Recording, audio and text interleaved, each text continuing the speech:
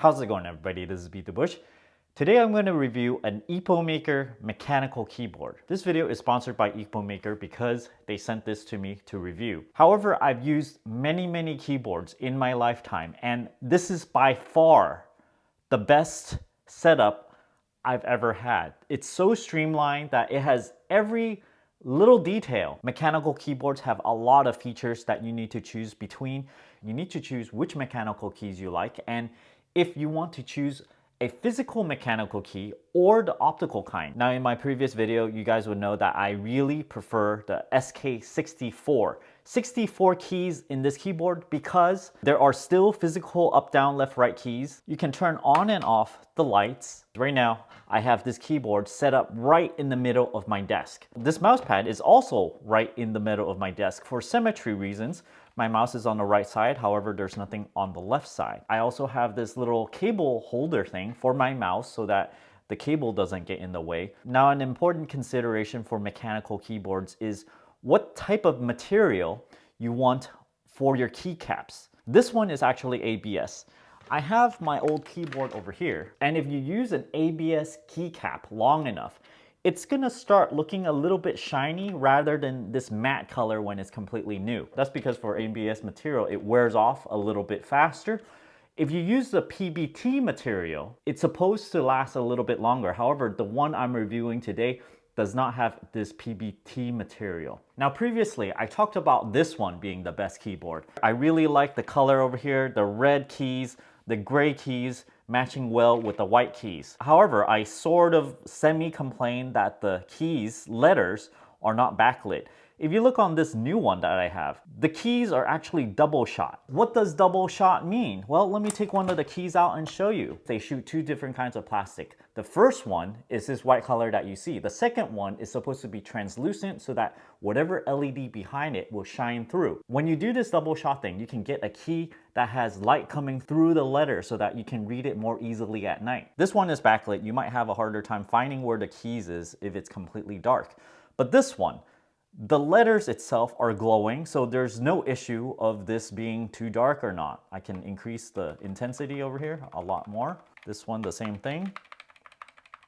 Now, when I was using this one, I actually really wanted to know where the home button was, or the end, or page up, page down. This one does not have any indication on where it is, so there is a little bit of learning curve on trying to memorize where everything is. This one, there's no issue of that because you can see home is written right here, end, page up, page down, insert, delete. All of these is just tiny little tweaks that makes it all that much easier to use. Now, we don't need this anymore because I think the backlit letters on this new keyboard far outweighs the way this one looks in terms of color. Now, there are various modes you can change this into.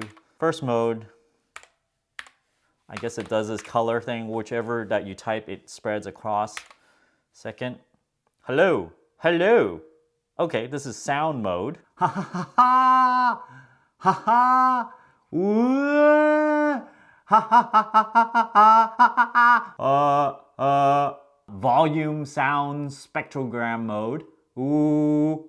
Ooh. Ah. Ah. Ee. Ee. Ooh. Ooh. It sounds like it's a volume thing rather than spectrogram.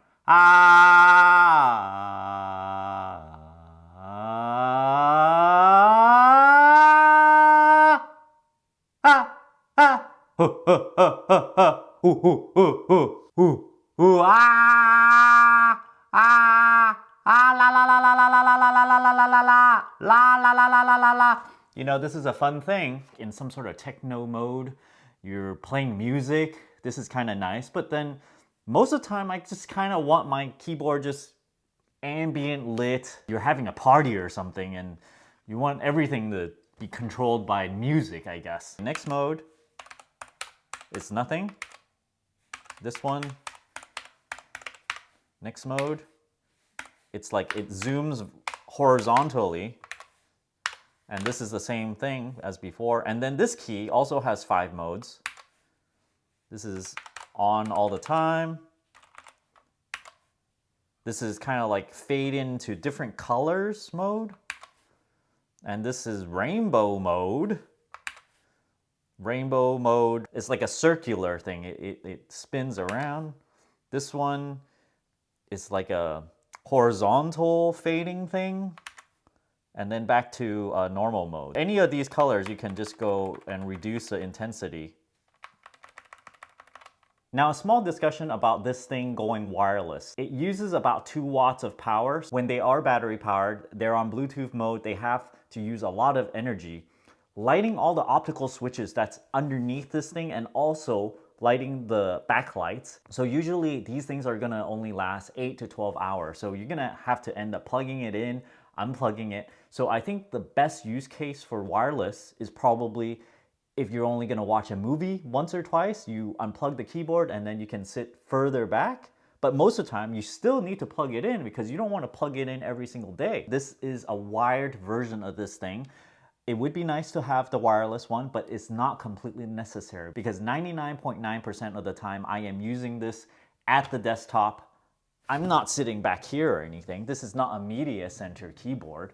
So wired is fine unless you're trying to make your desk look really nice without any cluttering of wire. Thanks for watching this video. If you guys are interested in supporting this channel, check out my affiliate link down in the video description below for this particular keyboard and also these other things I have on my desk as well. Don't forget to give me a like, comment down below. Let me know which Otemu color key you like best.